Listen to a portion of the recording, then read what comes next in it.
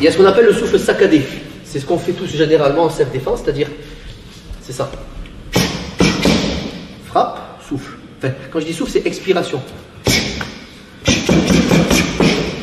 Ça, c'est très bien. Sauf qu'il y a beaucoup de et peu de. À un moment donné, on est en dette d'oxygène, entre guillemets. C'est-à-dire, si je vous dis pendant 1 minute, vous tapez non-stop sur le bouclier, ou vous faites un shadow libre, version rapide, et vous soufflez, vous pouvez tester, on va pas le faire, hein. Mais voilà, je vous donne le raccourci.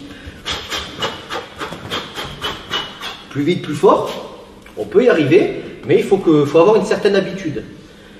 Donc là, je vous déconseille, quand c'est des exercices longs, 1 minute, 45 secondes ou je ne sais quoi, de faire toutes les techniques saccadées. Ça, je vous conseille si c'est une attaque. Voilà. Courte explosivité, courte durée. Là, ouais. Maintenant, je vous conseille, et vous allez le tester, quand ça sera en combat surtout, quand ça sera long, genre les combats qu'on va faire, où vous travaillez, ce qu'on a fait là d'ailleurs, hein. J'aurais dû vous le dire avant, peut-être, trop tard. Quand vous travaillez sur une période un peu plus longue, ou que vous ne savez pas la période, le temps, si je vous dis allez c'est parti, vous ne savez pas quand ça va s'arrêter. Allez-y mollo. Donc dans l'idée, vous allez faire, alors je ne sais pas comment on pourra appeler ça, j'appelle ça la respiration, ah vous avez rigolé, hein, fou de ma gueule, la respiration de docteur, comme chez le docteur, ça veut dire quoi? Vous avez tous fait avec le stéthoscope dans le dos, il vous dit, ou il y a que moi, vous avez connu ça chez le docteur, yes. Bon ça vous traduisez, hein, peu importe.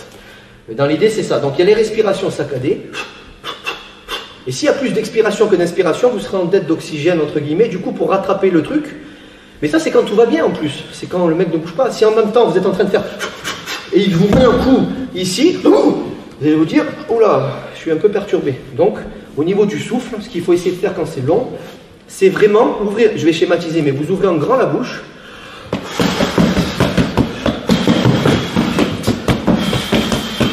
Et là, vous tiendrez beaucoup plus longtemps. Ça paraît tout con, hein. Vous allez vous dire, bah, je le savais. Oui, certes, mais il faut le placer. Donc, quand je vous dirai, quand ce sera des combats un peu plus longs, je vous conseille de souffler comme ça.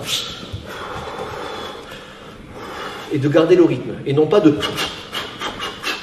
Prenez un shoot, et là, ça va tout vous perturber, vous allez être un peu perturbé.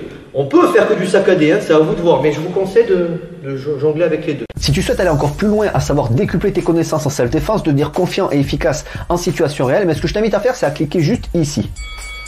Formation offerte, ou encore sur le lien qui est en description juste sous la vidéo. Voilà, j'espère que la vidéo d'aujourd'hui t'a plu et que t'a aidé à progresser un petit peu plus. Quant à moi, je te retrouve de l'autre côté pour commencer ta formation vidéo offerte. À tout de suite.